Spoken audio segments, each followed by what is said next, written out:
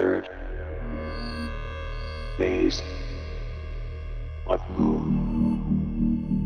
Welcome back, Blake Cousins here, third phase of moon. Breaking news just in. A new video never before seen of what looks to be a TR3B. Alex Guevara and Dan Warner, tech expert in night vision, shares these videos to us right here at third phase of moon. Take a look at their production just shared with us. Hey everyone, this is Alex and Dan with ET Care in Michigan. We'd like to show you some videos of some UFO triangles we've been taking over Michigan the last few months. But before we get into that, we want to show you some statistics, UFO stats for Michigan from UFO Stalker as of March 7 of this year, 2015. As you can see, Michigan is not only number 5 UFO hotspot in the last 30 days, but it is also number 5 most active region of all time. So let's get into our first video here. Here you see a video that we shot March 5th of 2015 over Waterford, Michigan. Here is a very brightly lit object that passed over our night vision scope. As you'll see, as it gets into the corner, this is a triangular shaped craft. Difficult to see here because it is emitting so much light energy that it is bleeding out the night vision scope.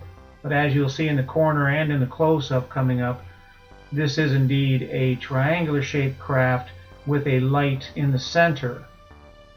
Here's a very good view of it. As you can see, a light in each corner and a light in the center. Some people might say this is an airplane. Well, let's take a look at what an airplane might look like here at about the same height. Now we've got this at half speed, so you can see it. And you can see that an aircraft, the outline is clearly visible. It's not emitting nearly as much light energy itself, other than just its own small lights and ambient light being reflected from the environment.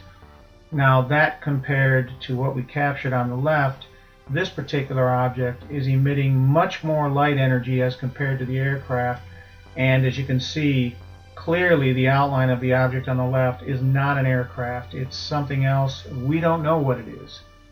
Let's take a look now at another triangle which we captured. This is actually back November 2nd over Auburn Hills, Michigan. And as you'll see here, we'll get into a close-up. Once again, a triangular shaped craft traveling quickly overhead. This particular craft, no light in the center, was not visible to the naked eye. Our cameraman Dan was filming this and calling it out, and nobody in our group could see it. Only Dan could see it under the night vision scope. So what are these craft? Well, if we look into UFO history and try to get some data together, you will find that there's really a couple of things that could possibly be. One is the TR3B, which many believe to be a military aircraft created from reverse engineered alien technology captured at UFO crash retrieval sites. These have been filmed all over the world by a lot of different people with video. They've been seen in a lot of different places. This is certainly one possibility. Now another possibility is for those of you who've done your homework in UFO history, there was a wave of triangles that traveled over Belgium in 1989 and 1990. And that was called the Belgian wave. These things were seen all over Belgium. This happens to be a photograph considered to be the only authentic photograph taken during the Belgian wave, and the light in the center was a spotlight. Next, Dan Warner is going to describe the particular equipment that we use to do the night vision filming. Hi, Dan here. I've been using a Gen 3 night vision monocular I found at Night Vision Depot. To the back of that I hooked up a Canon camcorder. The screens that those camcorders come with are about 2 to 3 inches, which you can't really see what's going on at all, so I hooked it up to a Ultrox field monitor. With those you can zoom in 720p and get a clear view of what you're actually recording. That tripod only goes to about 70 degrees, so I took a 2x2 and threw a hinge on it to extend the range past the vertical. One other thing about that camcorder is that it doesn't have any filter adapter threads, so to get it to mount to the night vision device, I actually just took a filter adapter ring and glued it to the front of it. Here's a better view of the mount. They both take a 1/4 thread screw that you can get from the hardware store. And one thing that I've found is that if you don't use a string to tie them to the actual amount, you're going to lose them all the time. So that's what that yellow string's for. One thing I need to mention, if you're in a cold climate like we are here in Michigan, alkaline batteries are only good to about 0 degrees Fahrenheit.